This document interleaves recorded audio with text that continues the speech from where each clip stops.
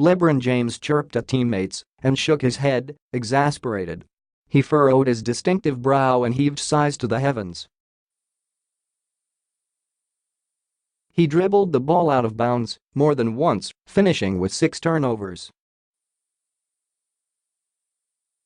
His final numbers in Game 5 of the Eastern Conference Finals were good: 26 points, 10 rebounds, 5 assists and 11 for 22 shooting, but not good enough, not when the Cavaliers needed him, yet again, to be transcendent. Over the course of Cleveland's long slog of a loss, 96-83, to the Celtics, James just couldn't summon the transcendency.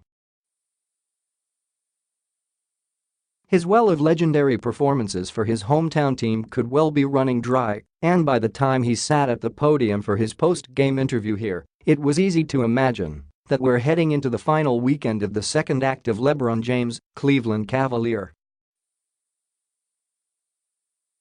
There is much yet to be determined ahead of that obituary, of course. The Celtics will need to beat James and the Cavs in either Game 6 on Saturday in Cleveland or win a Game 7 at home on Monday. Should that happen, James would then need to be wooed away from the Cavs in free agency in early July. Any observer of James' past free agent excursions knows that will be a drawn-out frenzy of rumor and drummed-up drama, and in the end, James could wind up back in Cleveland with a new contract. But there has not been much in this series that makes the Cavaliers look like the kind of team to which James, who turns 34 in December, would want to hitch his wagon as he gallops into the NBA sunset. It could be here, in the next few days, that James' remarkable streak of 7 straight NBA Finals appearances comes crashing down. "I've never went to any season saying, okay, let's have a finals streak," James said. "It's just all about just win every game, and it should put us in position to play for a championship.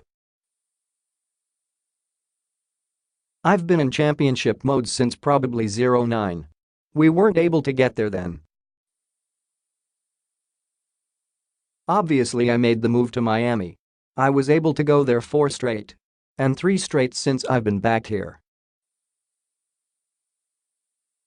It just happens because I've been able to play with some great players, play with some great teammates, coaching staffs that have been able to put us in position to go to the finals."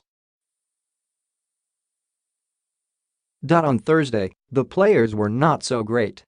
His team shot 41.9% from the field and 26.5% from the three-point line. That was including James' solid night. The players around James shot 20 for 52, or 38.5% from the field. The backcourt of George Hill and J.R. Smith was 2 for 11 for 9 points combined. Coach Tyronn Lue, who has not been able to see past Kyle Korver's defensive liabilities, played Korver just 18-37 on a night in which his team mustered 83 points. The guys the Cavs brought in at the trade deadline besides Hill, the 3 20-somethings who were supposed to be part of a younger rebuilt foundation for the future, didn't do much to impact the game. Larry Nance Jr. played 17 good minutes, but took 1 shot and scored 2 points. Jordan Clarkson was 3 for 10 from the field for 8 points. Rodney Hood was scraped off the bench only for 3 minutes of garbage time action. The extent to which those players figure into the Cavs' long-term plans can be argued.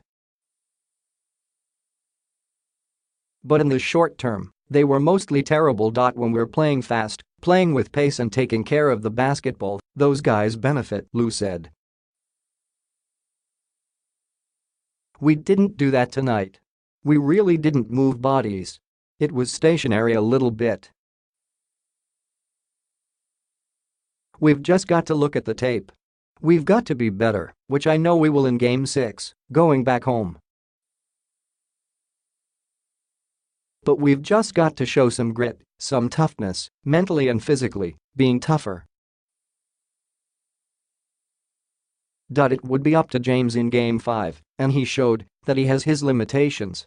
He is 33 and, hard though it may be to believe sometimes, is subject to aging.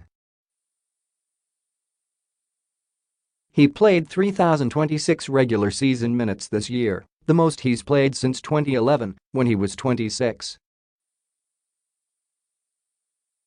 He has played 648 playoff minutes, most in the league, giving him the most combined regular season playoff minutes he's played in his career since 2012-13, when he was 28.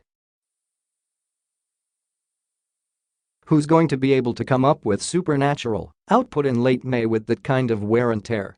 Not James, not on this night. He looked a little tired to me, yes, Lou said of James. James shrugged that off. I had my moments, he said. But I think everybody at this point is tired or worn down, or whatever the case may be. Still trying to make plays to help our team win, put us in position to win. We had moments. We had an opportunity, but we didn't make enough plays. So we go into Saturday's Game 6 of this series with the surprising young Celtics. 20-year-old Jason Tatum start on Thursday with 24 points, on the verge of putting an end to this trying season for James, sending him and the Cavs franchise into the uncertainty of free agency.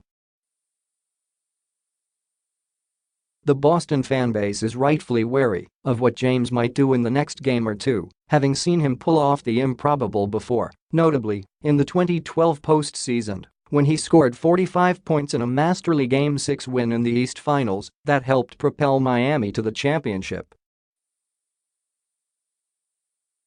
But the Cavs have a woefully thin and unpredictable roster. They ask a lot of James at all times and too much of him at others. It's taken its toll on him, as was clear in Game 5. On the brink of elimination that could cost them the series. Beyond that, with James on the brink of exiting Cleveland, it could cost them the game's best player.